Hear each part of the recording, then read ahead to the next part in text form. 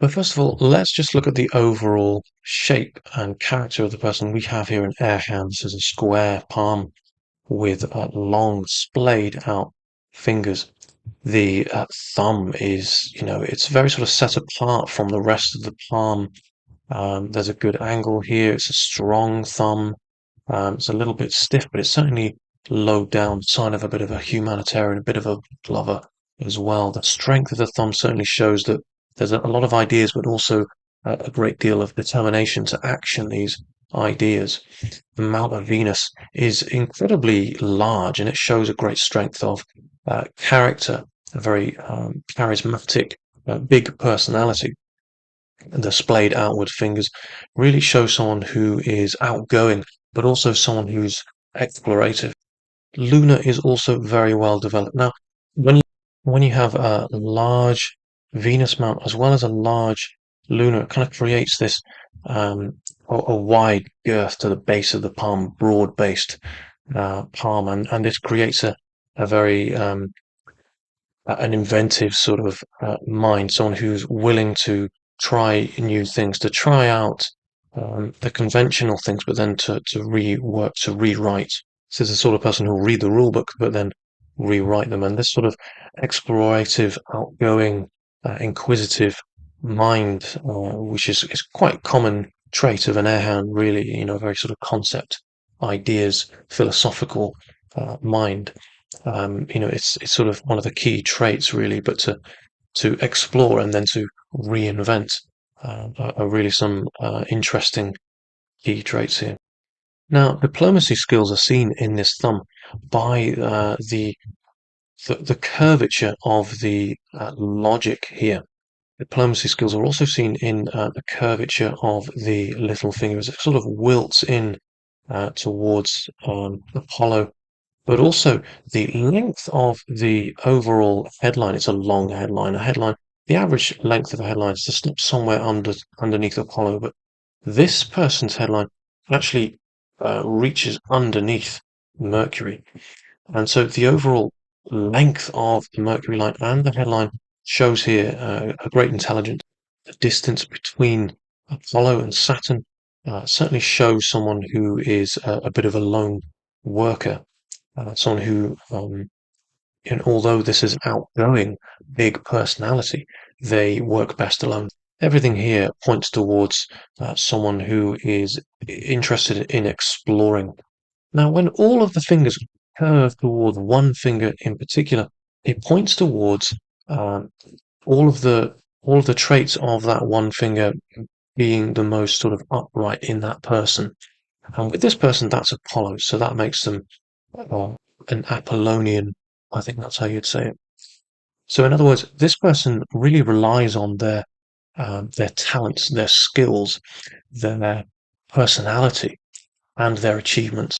His sense of self-worth is measured by his own achievements and not by how much money he's got in the bank or by what others think of him, because these are also other two other sort of Apollonian traits.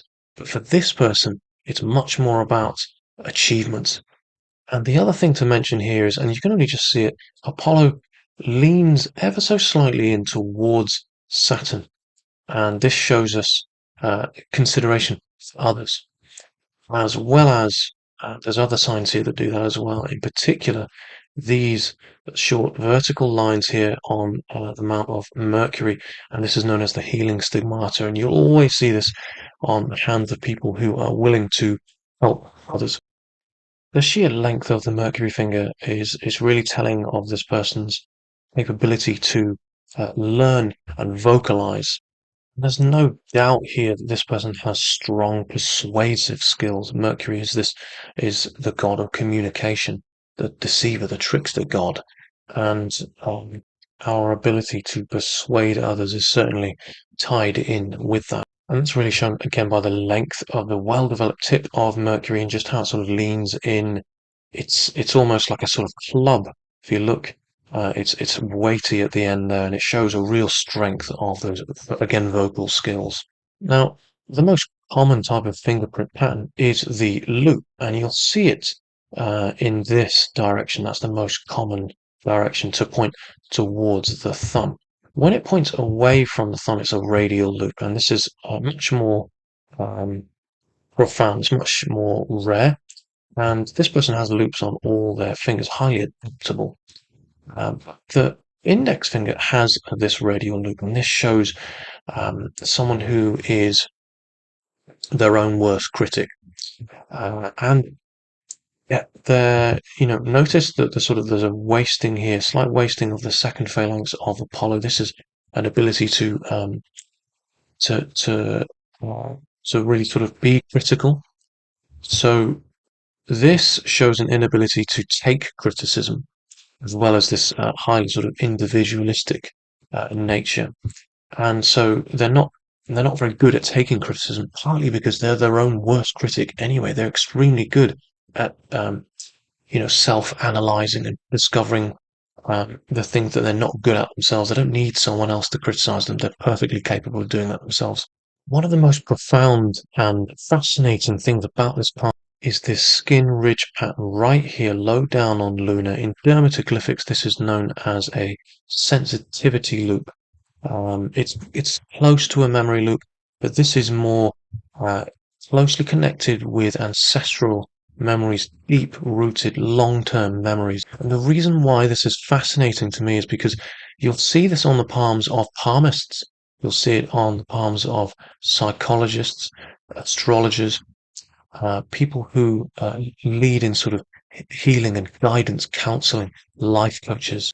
And this is because our long-term memories provide us with experiences to counsel others, and it's the basis for our own ability to understand others. And you probably heard me say this if you've watched any of my other videos, that you can't really diagnose or conclude accurately from one sign or symptom alone in the palms. So this alone is not sort of powerful enough to conclude from. However, with other signs here, it is. And as I say, we already have a healing stigmata here on the Mercury mount as well. You've already got a Napoleon, an Apollonian, which is slightly leaning towards Saturn. Saturn is this dependability, it's duty, it's the sense of right and wrong, it's doing the right thing, it's being an upstanding citizen. This person isn't just a people pleaser, they are someone who genuinely wants to help others. Now, the other things about this poem I find absolutely fascinating is the headline. It's remarkably straight. Most headlines bend downwards towards Luna, and it does, but only just. It's remarkably straight. And the straightness really shows someone who's quite literally level-headed, someone who's very logical, rational, fact-based. It isn't someone who's going to go from feeling or instinct or theory. This is someone who's going to work by their own experiences.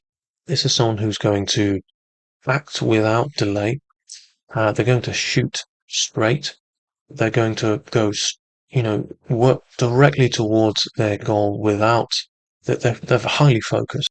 They tend to see things in a kind of a black and white way, in that when they have an idea to do something, if there's an obstacle, there is, a rational way around that. And so nothing can really stop them once they put their mind to something. A long headline like this really shows someone with somewhat obsessive qualities, someone who's highly skilled at planning ahead, someone who works in sort of long-term plans, and this again ties in with this long-term memory. People with this kind of headline are certainly, this is typical of a psychologist, someone who's very able to be impartial, to facilitate difficult discussions, and someone who's also highly philosophical as well. And I say that because it sort of forks at the end here. You can see this sort of triangle, like a fish tail here, and a fish, or a flag in medieval palmistry. This is seen as a highly spiritual sign. And it does this because the headline whips upwards towards outer Mars, this place of planning and security for the future. This person's thinking about money, not because it's what they desire, but because it's a necessity. As I say, this is someone who's planning ahead. Money is simply a tool for this person. Now, the other fascinating thing about this palm, again, is the heartline. Notice it kind of mirrors the headline. And when it does that, the way a person thinks and feels they work in tandem in a way. There's quite a close similarity. What I think is interesting is that the distance between the head and the heart line is always quite constant. This shows again a quite a warm character, an open mind. The heart line, although it's straight, and it's said that people with a very straight heart line can be quite cold, it's deep. So don't be fooled. This person feels very strongly, and also this is noteworthy. The heart line, it begins or ends, depending which way you like to read your heart lines, in between Saturn and Jupiter. Jupiter is the self. Saturn, as I've already said, it's the sense of right and wrong. It's being an upstanding citizen. So they were raised well. This is someone who has a good sense of sort of balance between, where their emotions lie. This is someone who can make decisions without their emotions getting in the way. At the same time, they know how to do what's best.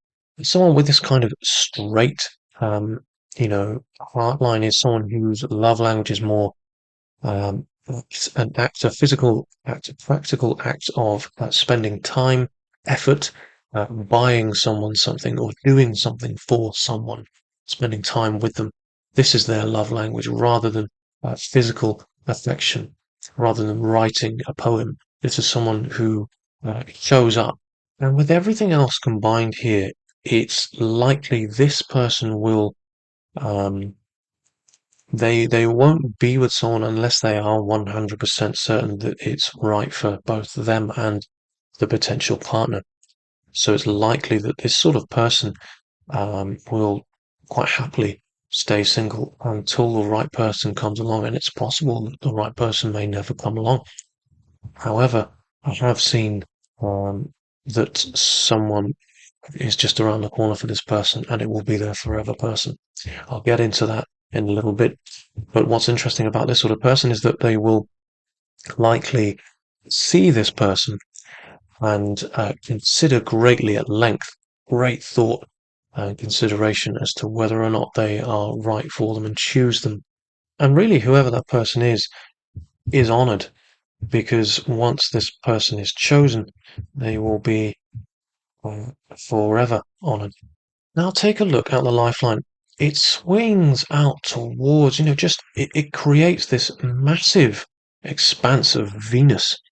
The home sphere of this person is strong. The great capacity here for family. And for those that are close to this person, as I say, they will be honored for life. Um, and there's a great deal of influence lines coming from this family sphere. This person's highly influenced by family.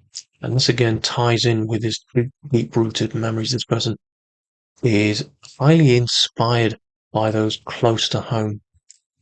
Now, the lifeline here, the way it swings out towards Neptune, Neptune is a place of, and it's a strong amount of Neptune as well, it's a place of captivating others, of holding an audience, of engaging and almost sort of hypnotizing others, inspiring others. And the lifeline reaches towards a place that does this. And I find it interesting that, when a lifeline reaches, it's almost straight. So, and this shows someone who's highly ambitious, but also someone who's stepping into bold new areas. And as I've already said, this is the hand of an explorer. Now look at the lifeline early on as it's joined with the headline. Before this person carves their own independence, around about the age of 19 or so, we have here an incident that's where the life appears to be pulled apart. And you can see here there's lots of ambition lines, upward effort lines, sort of wanting to pull themselves out of this situation to make good from a negative situation. Now, notice where I point out this awful sort of trauma, there's a mark of, it looks like an island. It's an ominous island because it's not just an obstruction, just a lump of soil sort of rising in a river to separate the pathways of water. It's more than that. It's almost circular, and that shows something that's a bit more ominous. It pulls the life apart, and I've seen this before, and it's the loss of someone. And if you notice carefully, you'll see a line that rises upwards towards the heartline, touches the heartline, has an effect obviously on this person's emotional framework. And as it does, it reaches up and it just sort of drifts past towards across the Apollo Mount in general, and it reaches to affect this person's overall sense of peace, prosperity, and well-being, happiness, and it marks them in a way for life. This, for a lot of people, all roads lead to Rome, and this person's Rome is this incident right here. And again, this heavily influenced by the family sphere, the deep-rooted long-term sort of strength of ancestral connection with ancestral memories, this long-term memory aspect of this person is part of who they are. All of these things combined, it really shows us this a picture of a person who is striving to develop from this awful experience to create, to turn it around, to turn a positive from a negative, to really make something of this awful experience, to in some way benefit and honor the memory of the person that they lost. It's certainly interesting to see the amount of ambition lines rising here up onto Jupiter, and again, this showed this highly ambitious person. One of these, as it rises, you've got this sort of sympathy line here, and it's connected again with this ambition. It's all tied in, it's all connected.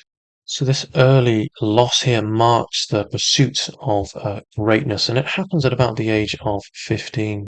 So there's this desire to help others at the same time as achieving is in some way born out of this.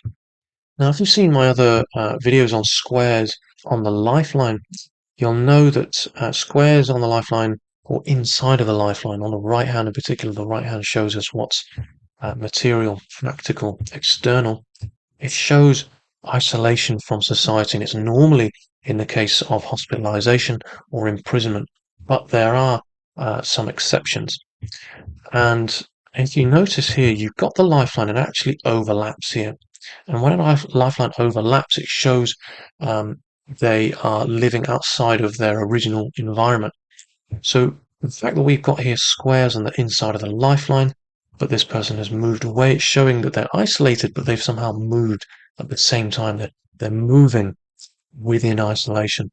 And that really is interesting because this person was working on a cruise ship at this time, so they were isolated from the rest of society, yet they moved outside of their original environment, and they continued to move. A great change occurs around about the age of 34 for this person. There's a career change here. There's actually two major shifts in what this person feels that they should do with their life.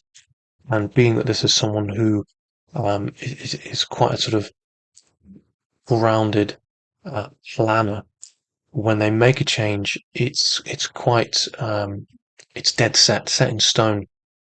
Now you can see here two Mercury lines that run up the palm here, and the doubling of a Mercury line shows someone who's very keen to very sort of health conscious. They're very aware of their own body. They're very generally into fitness. They eat well, and they are also very aware of their own sort of physical habits as well. Now, when you see, and it's difficult with this image in particular because of the lighting, but when you see sort of yellow blotching on palms, there was a palm reading I did for someone, I think I named it the mixed hand, and you can see yellow blotching in that palm, and that's alcoholism. And you can just about see it right about here, and it's actually at this age here at 34 where alcoholism was a real issue for this person. Alcohol for this person is certainly one of their biggest obstacles.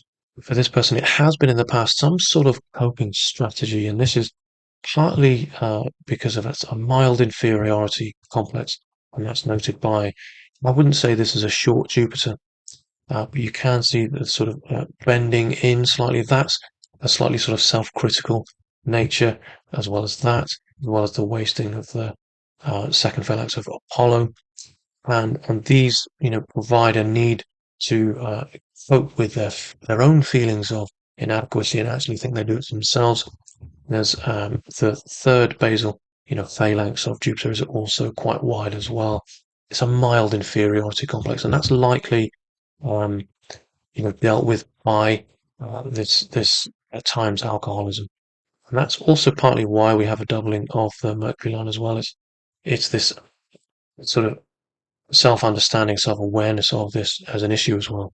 Now, curiously, where this Mercury line, it sort of bends away and turns up towards Apollo, and it's showing that this person's um, business sense is in tune at this age, from around about the age of late 30s, I would say.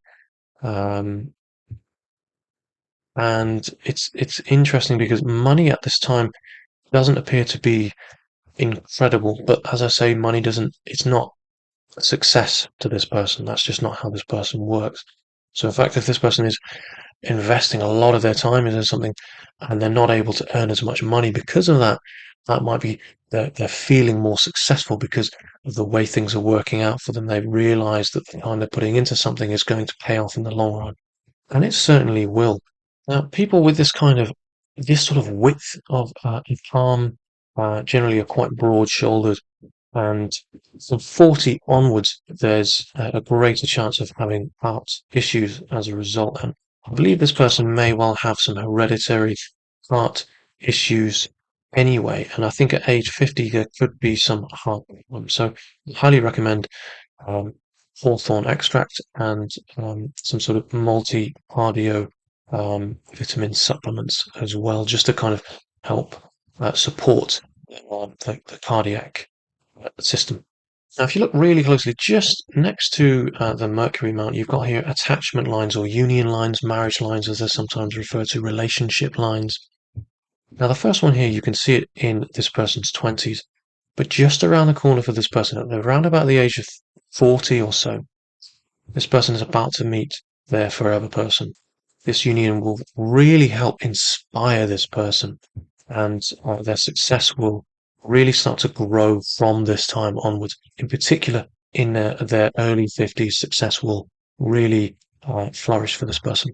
I feel like I've got to be careful here in terms of advising, just because I know how self-critical this person is. There's always room for improvement, though, and I have no doubt that this person will make a superb life coach. However, there are some skills in terms of listening that they could do with developing in terms of how they receive that information and process it before translating their own thoughts back outwards again. The only other advice I would give is be careful not to chase two rabbits or have too many irons in the fire. Chase two rabbits and you'll catch none, as the expression goes.